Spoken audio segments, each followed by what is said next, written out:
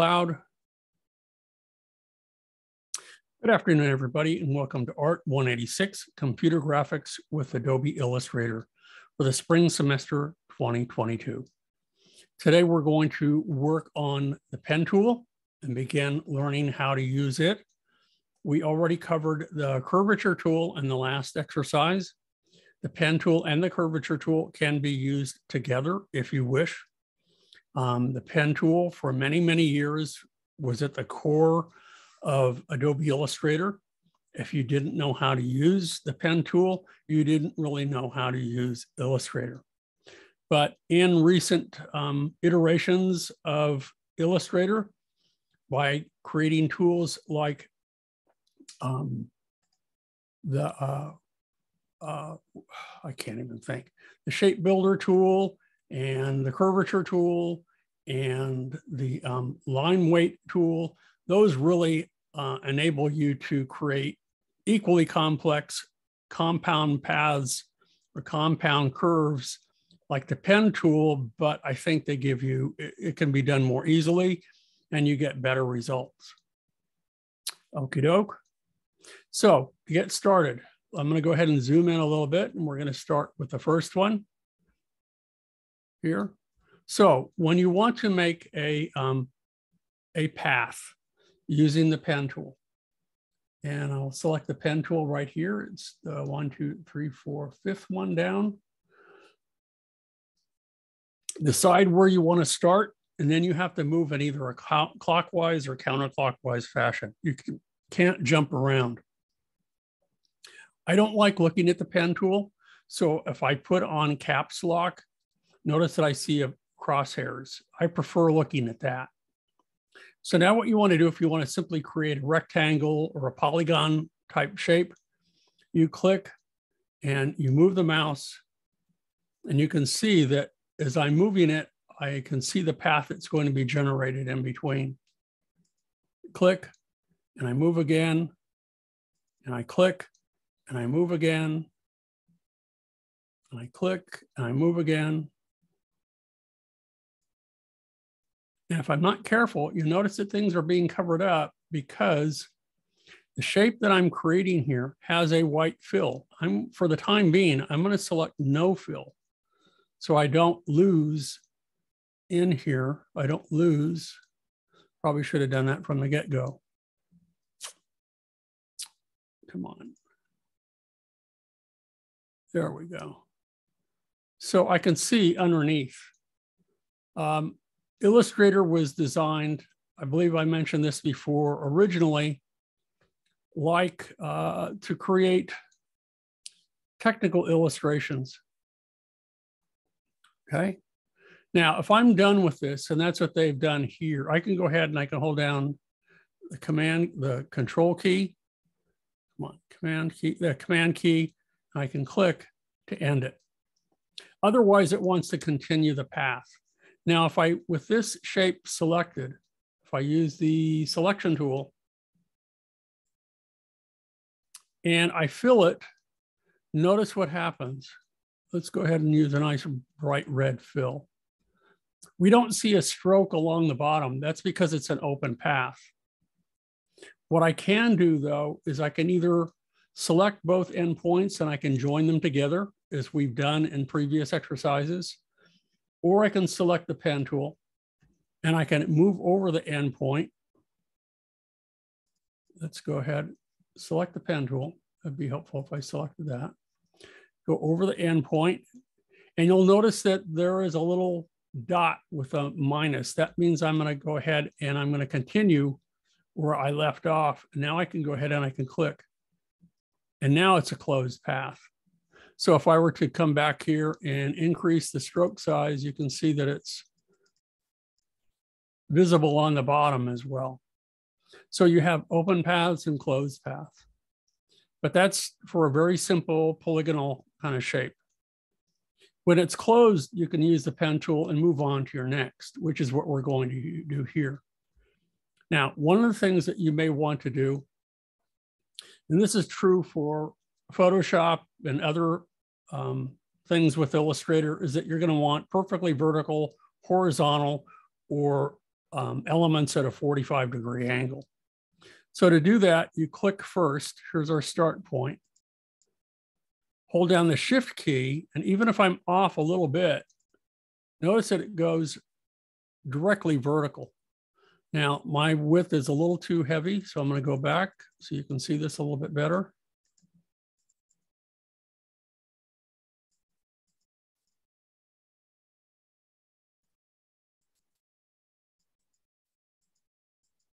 There we go. I'll leave it around there, around 2-3 points. So again, I'm going to hold down the Shift key, make sure that I have the pen tool selected, click on that point, and then it allows me to come over and continue where I left off and click. Now, see, I don't want the fill, so I'm going to make sure that that's selected to none. Now we can come back over. There we go. And click again, move down here, click again. I want this to be perfectly horizontal, so I hold down the Shift key. Even if my mouse is off a little bit, you can see that it's perfectly horizontal. Now I want it perfectly vertical. I click here. I've already created the path. So I come back over to where I started, and I get the little circle in the lower right-hand corner, and that tells me that I've closed the path. Pretty straightforward for angular shapes. The next one is a little bit more difficult. Now we want to create curved paths. And then in the end, we'll create both combination straight and curved paths, which is where you get the compound curves. What I want to do now is I want to curve this. So I'm going to go ahead and click and drag, and I'm bringing out these curvature handles.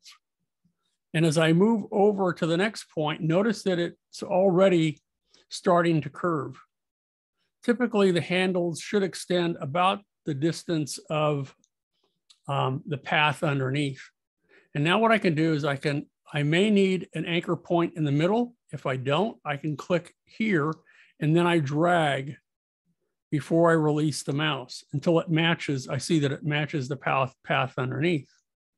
Now, if I accidentally move it in the wrong direction, or maybe this is the direction that you want it to go, to get this kind of irregular kind of curve, then you would want to go in that direction. But as you move this around, move your mouse around before you let go of the mouse, you can see that it conforms in a variety of different ways here.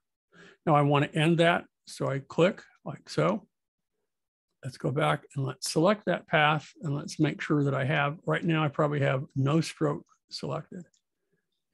I probably do. So let's go back again. I do. None is selected. I want to select a black stroke. And I'll boost it up to maybe 2 point. There we go, so we can see it. Now, it doesn't matter whether you go from left to right or right to left, or from bottom to top or top to bottom. So again, if I select the pen tool, and I click here, and I drag, and I release the mouse. Again, when I pull the mouse over now, it gives you a preview of the curvature of the path. Now I can click and drag again to pull out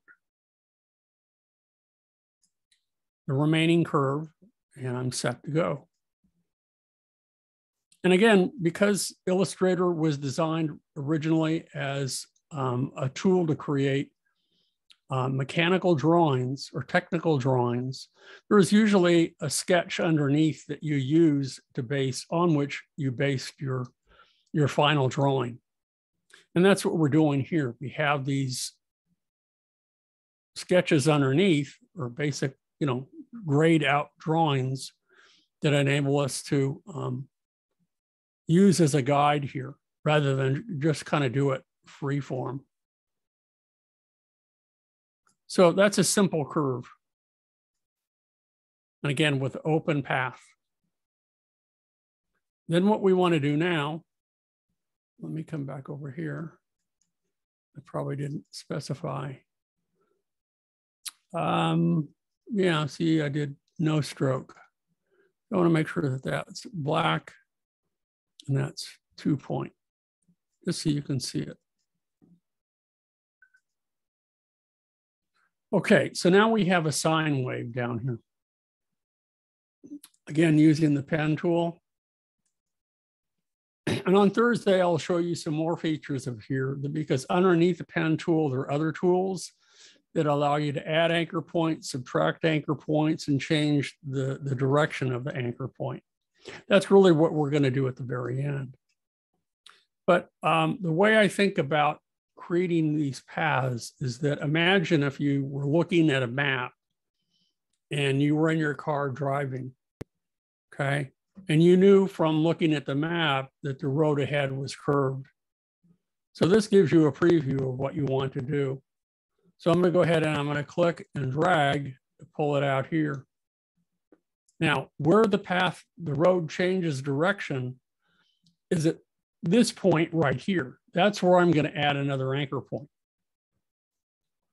The goal in here is to add as few anchor points as possible to get a nice smooth curve. And that's sort of what I showed you at the beginning of class. So I'm just moving to the next point and I'm clicking and dragging and I'm clicking and dragging to go to the next point until it fits the under the shape of the path underneath. And then I come back again and I click and I drag.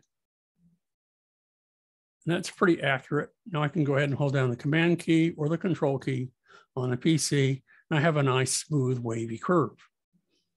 Now I would probably prefer to use the curvature tool, but I can select it. I can go back and select the path with the selection tool. We can go back and select it and you'll see the anchor points.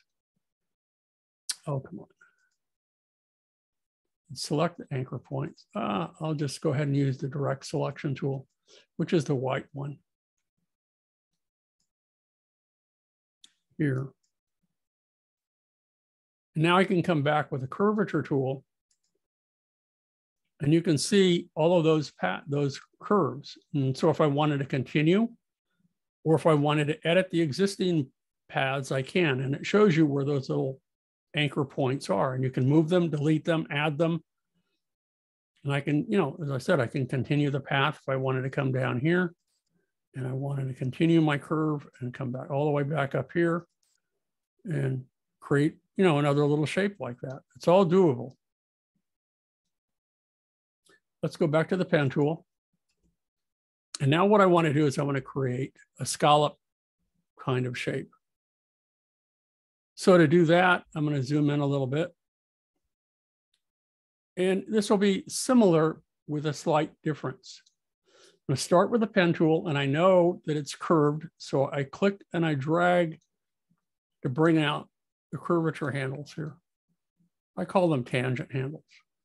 Then I come back down and I click and I drag until it matches underneath. But now what I want to do, because these handles determine the direction of the curve, I want to hold down the Option or Alt key and click. And what that does is that creates, that changes it from a curve point to a corner point. Now I can click here. I don't want to do that.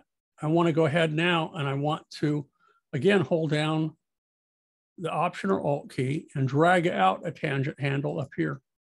And now I can click and drag over here again. And notice that it's a nice, crisp, comes to an abrupt point.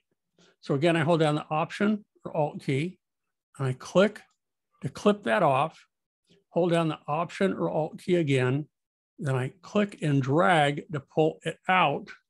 So this will be a corner point, and then it will take me over and I'll go over to the next point, click and drag, and you just repeat that again and again. Hold down the Option or Alt key, click on the anchor point to remove that, hold down the Option or Alt key, click and drag to pull out a corner point. So it turns it into a corner point. Click and drag. so. Hold down the Option key, click on the anchor point to remove that. Hold down the Option or Alt key, depending on what you're on the Mac or PC. Click and drag, and then come back over. And I click and drag, and I have my scallop shape. So I have a nice sine wave or a nice, scallop shape. It's up to you, but this gives you a pretty clear idea of what kind of what you have to do to achieve those results. The last one, which is the hardest one, is to go from a curved to a straight line, and from a straight line back to a curve, and so on and so forth. So what I'm going to do is, again, with a pen tool, I know that it's curved. So I click and I drag, pull out my curvature handle. I click and I drag, pull that out to match the curve. Then I hold down the Option or Alt key and I click to remove that. Now I can move to the next point, hold down the Shift key so that it's nice and straight. Click. And now I need to hold down the Option or Alt key again to pull out the tangent handle. Now I go to the next point so that I can curve it like so. Okay. Hold down the Option or Alt key, click on the anchor point to remove that excess or that anchor point. Now I just move to the next point. I'm going to hold down the Shift key again. That's a straight line. Now, if I move again, notice that it's going to make a straight line. If I want it to curve, I need to hold down the Option, Alt key, click and drag over the anchor point to create a curve. Now I click and I drag. I'm going to hold down the Command key or Control key on the PC, and I'm done. So that's our practice for today. We'll do the Swan on Thursday, and we'll talk about a few more things regarding the pen tool as well. It's still a very powerful tool. You will use it in many instances.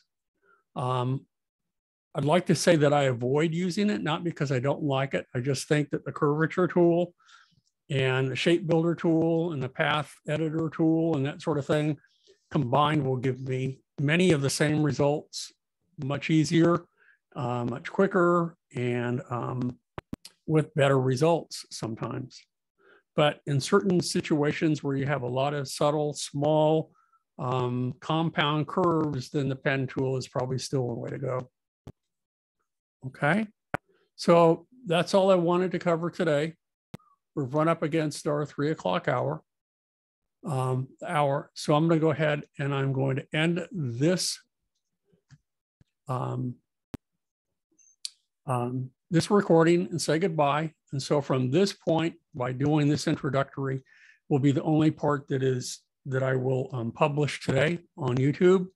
The Tokidoki video should be, as I mentioned before, should be on Canvas. Okay, and if you don't see it there, let me know.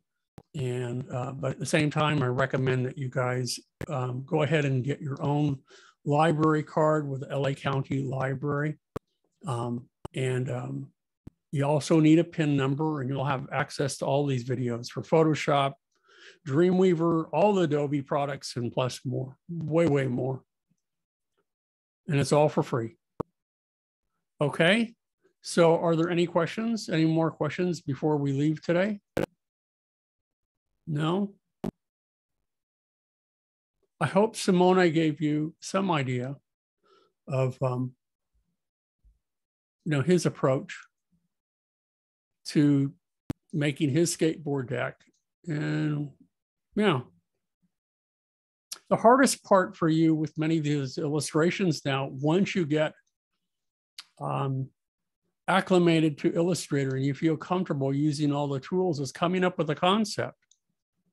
Developing a strong drawing and then refining it with Illustrator. Illustrator is just a tool, nothing more, nothing less. It's like a hammer, a screwdriver, a drill, whatever. They're just tools. What you do with them is entirely up to you. Okay, and it depends on what you can do creatively. Okay, so I'm going to go ahead and I'm going to say goodbye. I'm going to go ahead and I'm going to stop the recording. Yeah, go ahead and start the skateboard deck. You have a few weeks to complete it, especially if you're caught up with the lessons. Make sure that you have lessons, depending on which version of the textbook you're using. Make sure that you have the pen tool completed, that lesson, and then you can move on. Okay. And you may want to move ahead a little bit and explore with colors, explore patterns, things like that. It's up to you. Okay. Okie doke. Bye-bye.